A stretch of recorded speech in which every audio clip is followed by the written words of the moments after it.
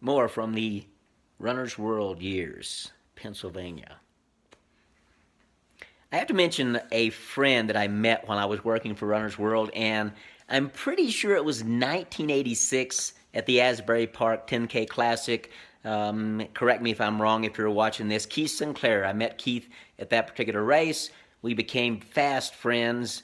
There again, pun intended. And I actually met Keith and several other runners the morning after the Asbury Park 10K. We went for a little shakeout run along the shores of Asbury Park, and Keith and I became really close friends. He would come to Pennsylvania. I more often than that would go to New York, especially during what the New York Roadrunners called the Central Park Winter Running Series.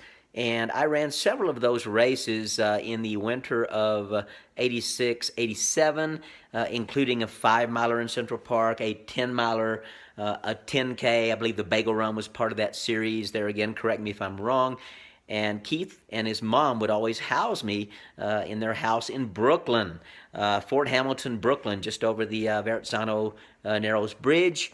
We would take the subway into New York City, run the races, and then typically after those Winter Series races, we would all meet at a public elementary school and have hot chocolate and bagels. New York Roadrunners were very kind to runners who competed in this Winter Series. It was so cold in most of those races. I'll never forget, I was a minimalist for sure. The most I would wear in those races was a singlet, shorts, a pair of lightweight gloves, occasionally a beanie, and I would take my warm-ups off just before the starting gun. New York Roadrunners always had a place where you could have a drop bag, put your baggage to collect after the race. My theory was that the less that I wore and the colder that I was, the faster I would run the race in order to get back to my warm clothes. And for the most part, that strategy worked. I had a pretty good series of races. Don't remember the times. My gosh, it was so long ago. But there again, the 5-miler was in the 25, 26 range. The 10-miler was around 54, I believe, and placed in the top 5 to 10 runners. And the 10K Bagel Run, I know, was another 32 or very low 33. That was pretty much a typical 10K run for me back in those days when I was younger, when I wore a younger man's clothes. A tribute to Billy Joel there. And Keith was always very kind to let me stay at his apartment in Brooklyn.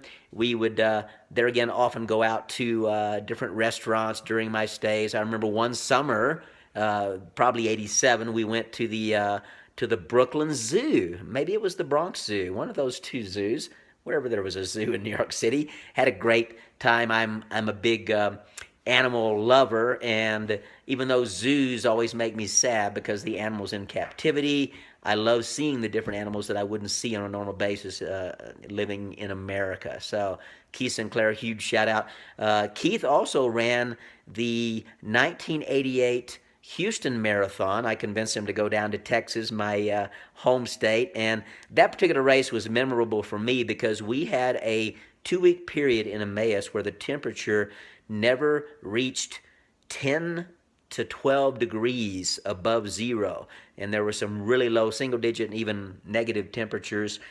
And the race I knew was going to be quite warm, so I was a little bit concerned about my heat preparation.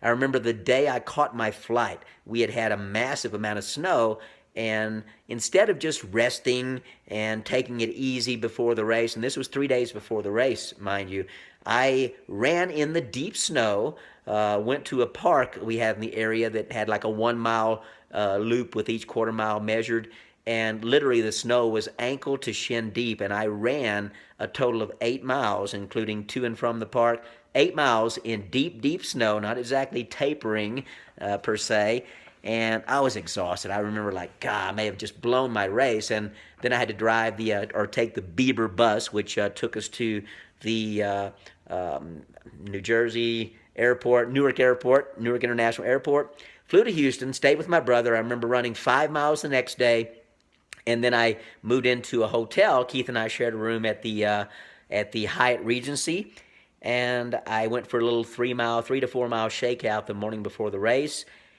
Race day dawned 70 degrees at the start. It never dipped below 70. I think eventually the temperatures reached about 78 to 80 degrees during the race. Warm and humid, typical Houston weather, not so typical for January, but it was a warm day, and I had one of the best races of my life. Despite not having any heat acclimation, I was coming from a really cold climate to a really warm climate, and I ran 2 hours 27 minutes. Had a fantastic run. One of my better marathons, actually. One of my let's see, 223, 225, 226 at Grandma's 227. So my fourth best marathon. I actually was very pleased with that particular performance.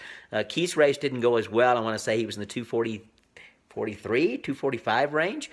And we all went out to dinner after the race. That was another memorable experience I can't share because it was a little bit embarrassing. A comment I made that was kind of humorous. Anyway, Houston Marathon, Keith Sinclair. Keith and I are friends to this day. I actually was in Keith's wedding. I haven't been in many weddings. I was in Keith's wedding. I was in my brother's first wedding. I was in... I think my sister's wedding. Maybe I was in my sister's wedding, and that's pretty much it. And Keith eventually moved to Colorado, then fairly recently to Atlanta. He's moving back to Colorado, so hopefully we'll get to spend a lot more time together. Really value your friendship, Keith. You're a rock star.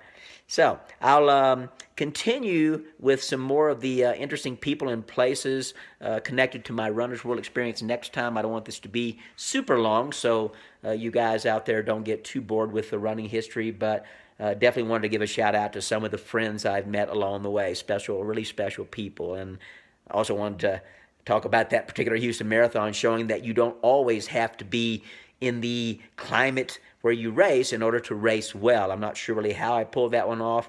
I think it was because I wasn't depleted coming into the race, and many of the locals who had trained in hot conditions for several days or even weeks were probably a little bit tired coming into that race, and I was fresh-legged, despite my jaunt in the snow just a few days before, and turned out really well. Also, I think the fact that I didn't worry about things going into the race, I really wanted to enjoy it and came into it super fit as well. So Houston Marathon, Runner's World years, more next time. Please give it a thumbs up. Please give it a thumbs up. Those are good to see. Sometimes a little affirmation is nice for the soul. And we'll talk to you next time. Dinner time. Dinner time. Jump, jump, jump for dinner. Jump for dinner. Here we go. Jump for dinner.